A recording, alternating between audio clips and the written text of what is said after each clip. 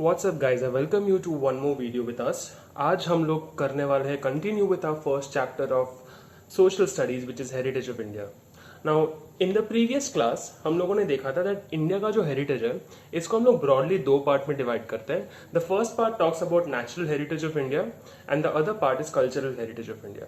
अब हमने लास्ट जो वीडियो हमारी थी वो हम लोगों ने नेचुरल हेरिटेज पे कंप्लीट की थी. So if you haven't seen that video so far, please go and check the description box below or the playlist in my channel where you will be able to find the first part of this particular chapter. आज का जो हमारा discussion है वो revolve होने वाला है around the cultural heritage of India.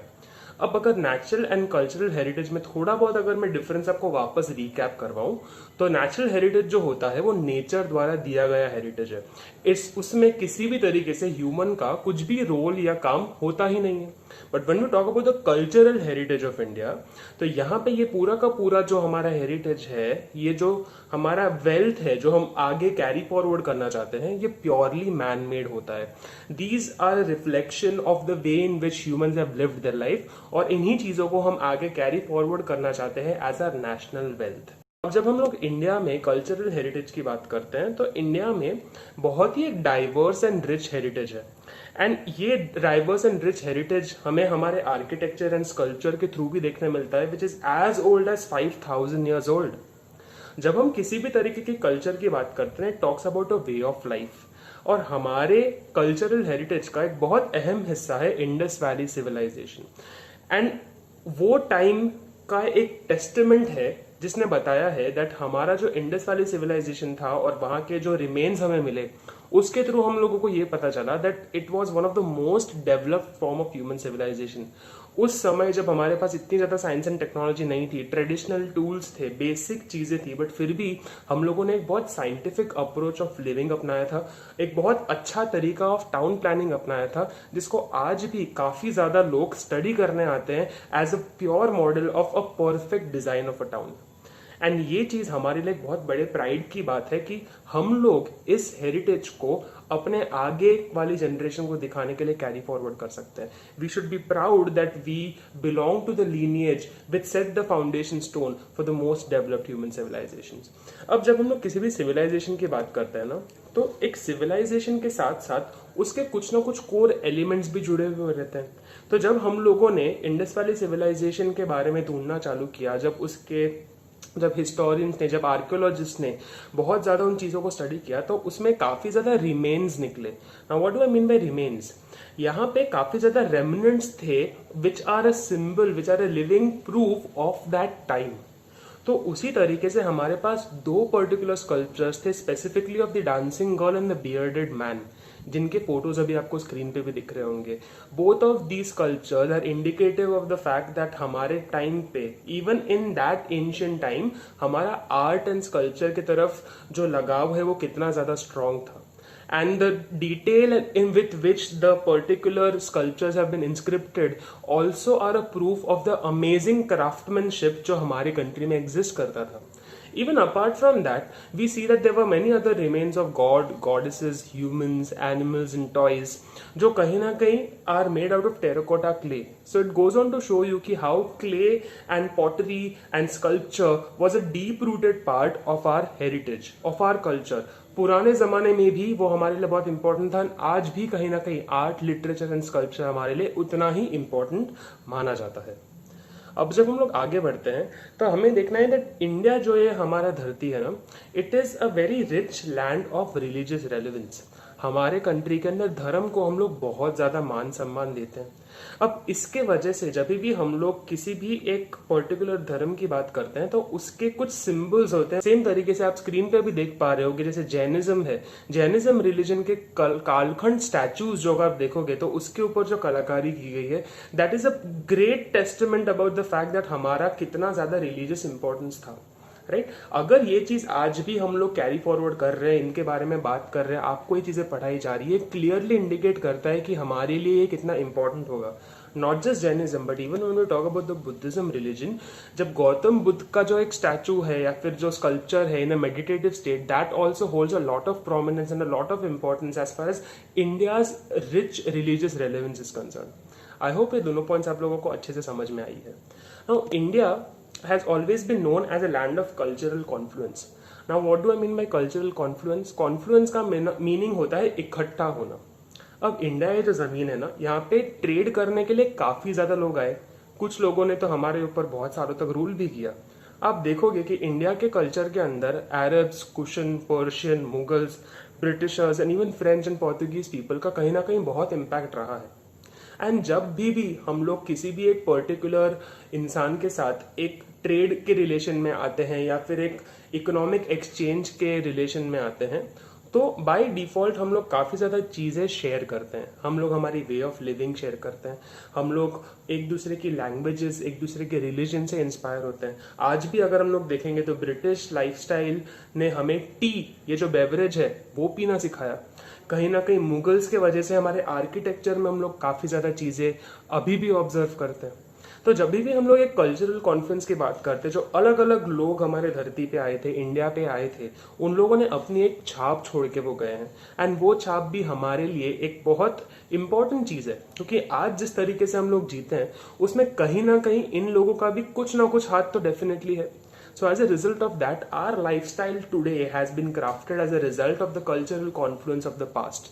So it becomes extremely important for us.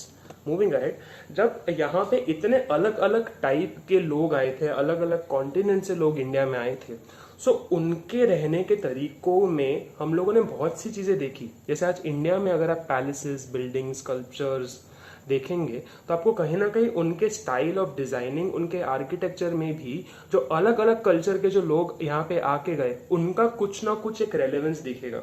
वो अपनी एक छाप इंडिया पे छोड़ के गए, राइट. उसके अलावा stupas, viharas, chaityas, temples, mosque, tombs, forts and gates, ये भी कहीं ना कहीं अपने अंदर काफी ज्यादा symbols of a particular tribe, of a particular culture छोड़ के जाते हैं.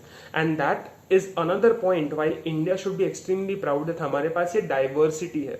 इतने अलग अलग टाइप के कल्चर्स का एक मिक्सचर आज हमें हमारे कंट्री में देखने को मिलता है. And that's exactly the richness that we are going to be carrying forward for our future generations as well. आज का जो आपका वीडियो है, इसमें अगर मैं आपको बात करूँ ना, तो इसमें कॉन्सेप्ट्स कम और आपको मेमोराइज करने वाली चीज़ें बहुत ज़्यादा है, राइट. सो आपको लगेगा कि ये चीज़ में समझने जैसा क्या है. आई कंप्लीटली अग्री, इन सब चीज़ों में समझने जैसा खास कुछ है नहीं. बट फिर भी मैंने आपका जो पूरा एक पेज है उसको मैंने ब्रेक डाउन कर दिया है इनटू डिफरेंट स्लाइड्स, जहाँ पे कुछ आप मीनिंग निकाल सको. So I would want you to come back to this video time and again जब जब आप ये चैप्टर रिवाइज करो, ताकि आप भी इसको उस डिवीजन के हिसाब से ही पढ़ना शुरू करो. सो जब भी आप ये वीडियो देख रहे हो, I want you to take down notes in your notebook. अपने टेक्स्ट बुक को साइड में रखो, ये चीजें देखो और आप देखो कि मैंने किस तरीके से चीजों को डिवाइड किया है, कौन से पॉइंट्स को किस ग्रुप में डाला है. तो जब आप भी अपने खुद के हैंडराइटिंग में लिखे हुए नोट्स को उस पैटर्न में बनाओगे तो आपको भी बहुत चीजें आसान लगने लगेगी. You will start to find a reasonable way of linking all the points together. अब हम आते हैं हमारे अगले स्लाइड पे, जहाँ पे हम डिस्कस करने वाले हैं कि इंडिया में ना काफी ज्यादा प्रेशियस प्लेसेस हैं जो कुछ आइकॉनिक इवेंट से जुड़ी हुई है. जैसे अगर हम लोग बात करें, गांधी बापू का एक बहुत अहम हिस्सा था हमारे कंट्री के हिस्ट्री के अंदर, जहाँ पे हमारा पॉलिटिकल फ्रीडम मूवमेंट उनके अराउंड और उनके दिए गए काफी एक्शन से इंस्पायर्ड रहा. अगर हम बात करें about Gandhi Bapu and a certain set of events which are related to his life and his contribution to our national freedom movement, so the Sabarmati ashram, the Dandi bridge, the Bardoli ashram and Wardha are all important places of significance, क्योंकि यहाँ पे कहीं ना कहीं इनका contribution रहा है हमारे कंट्री को फ्री करने में. साबरमती आश्रम गांधी बापू का घर था. दांडी ब्रिज वो एक ऐसा आइकॉनिक जगह है जहाँ पे गांधी जी ने सॉल्ट टैक्स के अगेंस्ट अपनी आवाज उठाई थी और सारे लोगों ने उनका सपोर्ट किया था. बारदोली आश्रम इज द फर्स्ट प्लेस जहाँ पे गांधी जी ने अपना सत्याग्रह लॉन्च किया था, सत्याग्रह मूवमेंट. एंड वर्धा में नॉन कॉपरेशन मूवमेंट का पहला संगठन हुआ था. उसके अलावा गांधी बापू की तरह ही रविंद्रनाथ टैगोर जी भी हमारे कंट्री के हेरिटेज का एक बहुत अहम हिस्सा है, जिनका Santiniketan is a very famous place which is a good reflection of our rich culture and heritage. If you move ahead, we look at India is a country जहाँ पे आर्ट, साइंस एंड लिटरेचर का बहुत ज्यादा influence है. हमारे यहाँ पे काफी ज्यादा डिस्कवरीज हुई है. डिस्कवरीज क्योंकि हमारे कंट्री के अंदर बहुत ज्यादा स्कॉलर्स थे, बहुत ज्यादा ब्राइट ब्रेन्स थे. अब इन स्कॉलर्स, इन ब्राइट ब्रेन्स ने हमारे लैंड के अंदर ना काफी ज्यादा लैंग्वेजेस का ये में से जनरेशन किया. तो एज अ कंट्री, हमारी कंट्री एक मल्टीलिंगुअल कंट्री है. From north to south to east to west we have various kind of languages with different dialects and different tones in which you speak the same language. अगर गुजराती भाषा की मैं बात कर लूँ तो गुजराती, आज एक अहमदाबाद का पर्सन गुजराती अलग तरीके से बोलेगा, राजकोट का पर्सन गुजराती अलग तरीके से बोलेगा और सौराष्ट्र का इंसान अलग तरीके से गुजराती बोलेगा. So there are different accents to the same language as well. If we look at our country, we have a total of 22 constitutional languages जिसके अंदर हम पार्लियामेंट में अपना ओपिनियन पेश कर सकते हैं. Then apart from languages, there are different kinds of scripts and texts. Scripts and texts का मीनिंग है अलग अलग टाइप का लिटरेचर जो हमारे कंट्री के स्कॉलर्स ने पब्लिश किया. अपार्ट फ्रॉम दैट, आर्यभट्ट का zero and decimal system, mathematics ये हमारे देश से बना है. तो अगली बार when you complain about not knowing और not getting interested in maths, आप किसी और को ब्लेम नहीं कर सकते, ये हमारे कंट्री से ही आया है, right. Apart from that, the calendar, the astrology, zoology, botany, vastu शास्त्र, युद्ध शास्त्र, पॉलिटिकल साइंस की काफी ज्यादा theories in terms of how Republic system of governance होना चाहिए, कहा किस तरीके से लोग अपना नेता चुनेंगे, किस तरीके से जुडिशरी फंक्शन करना चाहिए, किस तरीके से लेजिस्लेटिव सिस्टम बनेगा, किस तरीके से हमें एनवायरमेंट को अपना एक लाइफ का अहम हिस्सा समझना चाहिए और उसको प्रोटेक्ट करना चाहिए. इन सारी चीजों के अराउंड हमारे कंट्री का हेरिटेज, ये इन सारी चीजों को हम हमारे कंट्री का हेरिटेज समझते हैं. It is a wealth that we wish to retain with ourselves and also carry forward for our next generation. अब तक जो हम लोगों ने बात की थी ना, वो इंडिया के अराउंड बात की थी. अब जो अभी से आगे का जो हमारा डिस्कशन है, that is going to be about the cultural heritage of Gujarat. अब यहाँ पे let me make a few things absolutely clear to all of you. इसके आगे के जितने भी पॉइंट्स हैं, यहाँ पे आपको बहुत सी चीजें मेमोराइज करनी है. इस वजह से मैंने इसको सिर्फ एक सीक्वेंशियल मैनर में डिवाइड करके रखा है. I would want you to please sit with a pen and paper. जहां जहां पे आपको चीजें इंपॉर्टेंट लगे, वीडियो को पॉज कीजिए, वो चीजें नोट डाउन कर लीजिए या फिर एटलीस्ट एक स्क्रीनशॉट खींच लीजिए and then start viewing this particular point again. I have broken it down into multiple parts so that you can understand things in a much better way. Moving ahead, अगर हम लोग बात करते हैं about Gujarat, तो गुजरात में ना काफी ज्यादा sites of ancient human civilisation है. अब civilisation has taken turn over a period of years. हम लोग काफी सालों में इंसान अपने आप को डेवलप किया है और किस तरीके से वो जीता था उसमें चेंजेस आए हैं. अब इस ह्यूमन सिविलाइजेशन के जो रूट्स हैं, वो रूट्स काफी ज्यादा साइट में आपको देखने को मिलेंगे, जैसे कि लोथल जो धोलका डिस्ट्रिक्ट में है, रंगपुर जो लिमडी में है, ढोलावीरा जो कच्छ डिस्ट्रिक्ट में है, एंड रोजाड़ी जिसको हम लोग श्रीनाथगढ़ भी बोलते हैं, विच is in Rajkot. Now all of these 4 places have a lot of importance. और ये इंपॉर्टेंस किस तरीके का है? 3 तरीके के इसके इंपॉर्टेंस है. सबसे पहला cultural importance, second legendary importance and third archaeological importance. अब कल्चरल इंपॉर्टेंस के बाजू में मैंने कुछ लिखा हुआ है which says that it expresses a way of life. अब culture is a way of life, but जब आप ये 4 एंशिएंट सिविलाइजेशन के रिमेन्स देखते हो, जब आप वहां पे जाते हो, आप थोड़ी बहुत हिस्ट्री अगर रिक्रिएट करने की कोशिश करते हो, that's when you will end up realising that people back then were very peaceful. उनके जीने का तरीका बहुत पीसफुल था एंड एग्रीकल्चर तब भी एंड आज भी उनके इकोनॉमी, उनके वे ऑफ लाइफ का एक बहुत अहम हिस्सा था. If you talk about something which is very legendary, तो हम लोगों ने काफी ज्यादा आर्टिफैक्ट्स डिस्कवर किए थे जो उनके लाइफस्टाइल के बारे में हमें बताते हैं. आज भी हम लोग काफी ज्यादा एंशिएंट इन्वेंशंस को यूज करके, मॉडिफाई करके, हमारे काफी ज्यादा लाइफ में आसपास जो चीजें हम लोग देखते हैं, उन्हीं इन्वेंशंस का एक मॉडिफाइड वर्जन होता है. And that's exactly why they have such a legendary importance. Moreover, अगर आज हम लोग आर्कियोलॉजिकल इंपॉर्टेंस की बात कर ले, तो उस जमाने का एंशिएंट सिविलाइजेशन के आर्किटेक्चर एंड टाउन प्लानिंग का जो परफेक्ट एग्जाम्पल है ना, वो आपको इन सब जगह पे और मोर सो पूरा का पूरा जो इंडस वैली सिविलाइजेशन है उसमें बहुत अच्छे तरीके से देखने मिलेगा. And that's where we draw lot of inspiration in terms of town planning even today. Moving ahead, if you look at pilgrimage का मीनिंग ये है कि वो ऐसी जगहें हैं जहां पे आप जाके अपने धार्मिक नीड्स को फुलफिल करते हो. इंडिया ये जो कंट्री है, एक बहुत सेक्युलर कंट्री है जहां पे हम हर टाइप के रिलीजन को इक्वली रिस्पेक्ट करते हैं एंड हर रिलीजन का एक कोई ना कोई एक ऐसा जगह होता है जहां पे उसका एक खास इंपॉर्टेंस होता है. अब यहाँ पे आपको एक बहुत लंबी लिस्ट दिख रही होगी जहां पे मैंने जगहों का नाम लिखा है, वो कहाँ पे लोकेटेड है, उन लोकेशंस का नाम ब्रैकेट में लिखा है, एंड थोड़ा सा स्पेस देके मैंने बताया है कि वो किस रिलीजन को रिलेट करते हैं. Now if we just look at this list in a brief way, आपको ये लिस्ट के बेसिस पे किस टाइप के क्वेश्चंस आ सकते हैं? आपको मैच द फॉलोइंग टाइप के क्वेश्चंस आ सकते हैं, या फिर आपको बोला जा सकता है कि आप बताओ कि सपोज आज अंबाजी है तो अंबाजी कहाँ पे लोकेटेड है? अंबाजी का temple Banaskantha district in Gujarat में लोकेटेड है. राइट. सो मुद्दे की बात यहाँ पे ये है that again this, as I said previously also, this has got more to do with how you remember the names of the places and where they are located. Apart from that, the important part that you should know over here is the fact that हर एक जो मैंने यहाँ पे जगहों का नाम mention किया है, उसको अगर आप डीपली पढ़ोगे तो रियलाइज करोगे कि यहाँ पे Hindu religion, Parsi religion, Buddhism, Islam and even Jain religion का काफी ज्यादा रिफ्लेक्शन आपको दिखता है. दिस शोज दैट एक ही स्टेट है हमारा गुजरात का, और इसी स्टेट के अंदर हमारे पास इतनी ज्यादा अलग अलग एरियाज या प्लेसेस ऑफ पिलग्रिमेज है, प्लेसेस ऑफ वर्शिप है. ये आपको बताएगा कि गुजरात ये जो स्टेट है, इस स्टेट में कितना ज्यादा डाइवर्सिटी है, कितना ज्यादा सेक्युलरिज्म है. And it's a movement of proud for us कि हमारे कंट्री, हमारे स्टेट के अंदर ही इतनी ज्यादा डाइवर्सिटी हमें देखने मिलती है. इसके अलावा काफी ज्यादा जैन एंड बुद्धिस्ट केव्स भी है हमारे कंट्री के अंदर.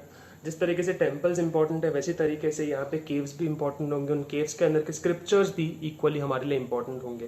तो वडनगर, तरंगा, खंबालिया, शामलाजी, कोटेश्वर, तलाजा, धंक, झगड़िया, ये सारे एरियाज हैं जहाँ पे आपको जैन एंड बुद्धिस्ट केव्स मिलेंगे, जहाँ के इंस्क्रिप्शंस का हमारे हेरिटेज में एक बहुत इंपॉर्टेंट पार्ट है. गुजरात के अंदर अगर हम देखने जाए तो काफी ज्यादा social and tourism oriented places भी हैं, जो भी हमारे हेरिटेज का इक्वली इंपॉर्टेंट हिस्सा है. अब हमारे जैसे जनरेशन अगर किसी को चिल करना है तो जाएगा किधर?